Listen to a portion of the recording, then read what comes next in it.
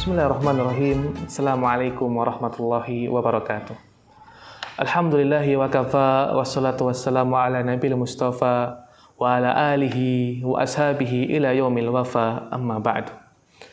Ahibbati fillah, azakumullahu jami'an. Sesungguhnya sesuatu yang sangat berharga dalam hidup kita adalah waktu-waktu yang berlalu dalam kehidupan kita. Sesungguhnya manusia pastilah membutuhkan waktu demi waktu, hari demi hari. Akan tetapi orang yang cerdas akan menggunakan pikirannya. Bagaimana menggunakan waktu tersebut dengan sebaik-baiknya. Bagaimana waktu itu tidak menjadi bumerang bagi kehidupannya. Berapa banyak orang yang merugi akibat tidak menggunakan waktunya. Sampai-sampai Allah Subhanahu wa taala berfirman, wal 'ashr, demi masa. Di sini Allah Subhanahu wa taala bersumpah dengan masa, bersumpah dengan waktu, dan menyebutkan, lalu Allah Subhanahu wa taala menyebutkan, innal insana lafi khusr. Sesungguhnya manusia ini benar-benar dalam keadaan merugi. Artinya banyak manusia tidak menggunakan waktu tersebut dengan sebaik-baiknya. Mereka merugi. Untuk apa kita gunakan waktu-waktu tersebut? Allah Subhanahu wa taala mengatakan, ilal ladzina amanu, kecuali orang-orang yang beriman, wa amilus shalihat, yang orang-orang yang beramal soleh, wa tawassaw bil haqqi wa tawassaw bis sabr, saling berwasiat tentang kebenaran dan saling berwasiat tentang kesabaran. Itulah hendaknya kita menggunakan waktu tersebut untuk iman, untuk Islam, untuk amal soleh, untuk senantiasa kita menyampaikan kebenaran dan mengamalkan Islam dalam kehidupan kita. Ahibati fillah, azakumullahu jami'an. Waktu kita pasti akan ditanya oleh Allah Subhanahu wa taala. Rasulullah sallallahu alaihi wasallam bersabda, la tazulu qadama 'abdi yaumil qiyamah hatta yus'alu an arba'. Senantiasa seorang hamba terus berdiri nanti pada hari kiamat di atas kakinya sampai ia ditanya 4 perkara. Apa yang pertama yang ditanyakan? An umrihi fima afnah, tentang umurnya, untuk apa dia habiskan. Umur merupakan waktu-waktu kita selama hidup kita. Untuk apa umur tersebut kita habiskan? Maka setiap kita tentunya berpikir bagaimana menggunakan waktu itu semaksimal mungkin. Sesungguhnya pelajaran yang berharga yang dapat kita petik dari bulan-bulan yang kemarin adalah bagaimana memanfaatkan setiap detiknya, manfaatkan setiap waktunya, menghasilkan pahala di sisi Allah Subhanahu wa taala. Apabila orang yang tidak beriman, maka mereka akan berkata, time is money. Waktu adalah uang. Akan tetapi orang beriman berkata, waktu adalah pahala. Itu yang senantiasa dipikirkan oleh setiap muslim, oleh setiap mukmin. Bagaimana setiap detiknya, setiap menitnya, setiap jamnya menghasilkan pahala di sisi Allah Subhanahu wa taala. Ma'asyiral muslimin, azakumullahu jami'an. Sesungguhnya menggunakan waktu dalam perkara yang bermanfaat bukan perkara yang mudah. Hanya orang-orang yang diberikan oleh Allah Subhanahu wa taala taufik, hanya orang-orang yang diberikan oleh Allah Subhanahu wa taala hidayah yang mampu menggunakan waktunya dengan sebaik-baiknya. Orang yang paham tentang pentingnya waktu, dia akan pelit terhadap waktunya. Berbeda dengan orang-orang yang tidak mengetahui tentang pentingnya waktu. Dia gunakan waktunya untuk hal-hal yang tidak bermanfaat. Dia gunakan untuk hal-hal yang tidak memberikan pahala baginya di dunia dan juga di akhiratnya. Dia gunakan hanya untuk memuaskan jiwanya saja, hanya untuk syahwatnya saja. Sementara Allah Subhanahu wa taala mensifati orang-orang yang beriman dalam firman-Nya, qad aflahal mu'minun alladzina hum fi salatihim khashi'un walladzina hum 'anil lagwi mu'ridun. Sungguh telah beruntung orang-orang yang beriman. Lantas siapa mereka?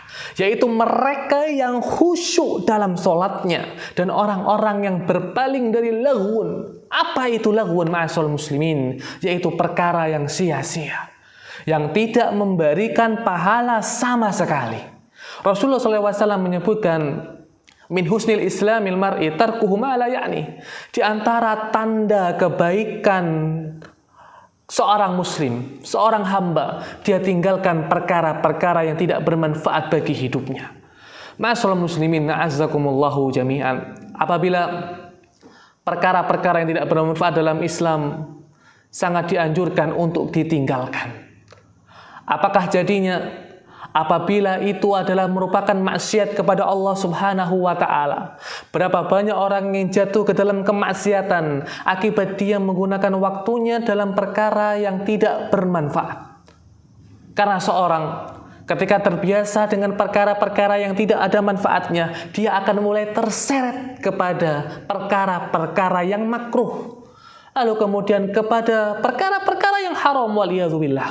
Oleh karena itu, ma'asyiral muslimin, Islam menutup pintu yang akan bisa menjatuhkan kita kepada perkara-perkara yang haram tersebut, yaitu meninggalkan perkara-perkara yang tidak bermanfaat. Ma'asyiral muslimin, azakumullahu jami'an. Seorang mukmin yang senantiasa dia berpikir adalah persiapan menuju kematiannya. Nabi Muhammad SAW pernah ditanya, "Man akyasun nas?" Siapa orang yang paling cerdas wahai Rasulullah? Kata Rasulullah SAW, "Aktsaruhum dzikra lil maut." Orang yang paling cerdas yaitu orang yang paling banyak mengingat kematiannya. Mengingat kematian bukan hanya sebatas mengingat, akan tetapi untuk menimbulkan kekuatan hati, mengamalkan dan beramal. Cobalah setiap kita untuk introspeksi diri tentang waktu-waktu yang telah kita lalui. Al-Imam Ibnul Qayyim rahimahullah pernah mengatakan bahwasanya waktu manusia itu ada 3. Yang pertama adalah yang telah berlalu. Yang kedua adalah yang akan datang. Yang ketiga adalah yang sedang berjalan.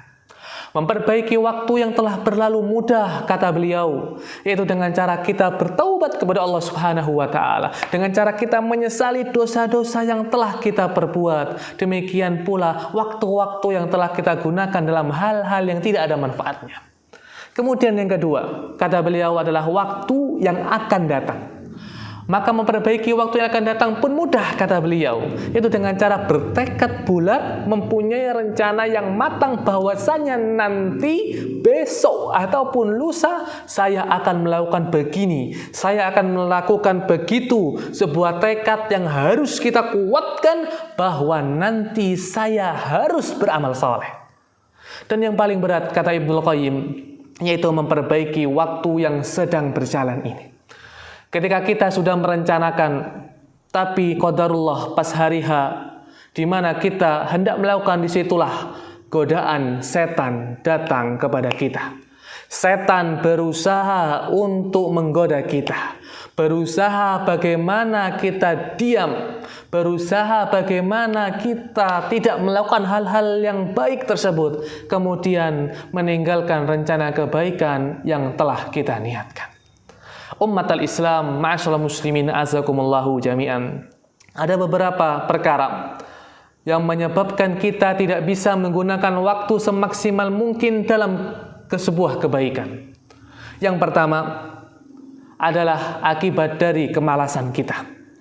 Kita memperturutkan rasa malas kita, sehingga akhirnya kemalasan pun menyebabkan kita terhenti dari berbagai macam kebaikan-kebaikan yang akan kita lakukan. Yang kedua adalah akibat kita mengikuti hawa nafsu dan syahwat kita. Seorang yang mengikuti hawa nafsunya, yang senantiasa mengikuti syahwatnya, mengikuti hawa nafsunya, maka dia akan dijamin dia tidak akan bisa menggunakan waktunya dalam kebaikan. Apabila dia terbiasa di atas syahwatnya tersebut, akan sangat sulit sekali bagi dia meninggalkan syahwatnya tersebut. Akan sangat sulit bagi dia untuk beramal kebaikan, ma'asyiral muslimin. Bahkan bagi orang-orang seperti itu, berbuat kebaikan sesaat seakan-akan sesuatu yang sangat lama. Orang-orang seperti ini ketika ia berbuat kebaikan, yang dia inginkan adalah bagaimana segera selesai melakukan perbuatan tersebut. Lalu kemudian ia pun tenggelam terhadap syahwatnya dan kembali terhadap syahwatnya, waliyadzubillah. Tidak ada yang paling berat bagi pengikut syahwat, mengikut hawa nafsu dari beramal soleh daripada taat kepada Allah Subhanahu wa ta'ala. Oleh karena itu, ma'asyiral muslimin, Allah Subhanahu wa taala menyebutkan bahwasanya orang-orang yang paling sesat di muka bumi ini adalah orang-orang yang mengikuti hawa nafsunya. Allah Subhanahu wa taala berfirman, "Wa man adallu mimman ittaba'a hawahu bighairi hudam minallah." Siapakah yang paling sesat, kata Allah, dari orang-orang yang mengikuti hawa nafsunya dengan tanpa petunjuk dari Allah Subhanahu wa taala. Maka orang yang kalah oleh syahwatnya, yang kalah oleh nafsunya, ya ma'asyiral muslimin, akal pikirannya pun juga akan kalah. Ilmunya pun akan minggir, sehingga menyebabkan akhirnya yang menjadi komandan dia adalah hawa nafsunya. Yang menjadi komandan dia adalah syahwatnya. Yang menjadi kendaraan dia adalah kelalaiannya. Yang dia inginkan dan yang menggembirakan dia hanya dunia dan syahwatnya saja. Dia tidak gembira dengan ketaatannya.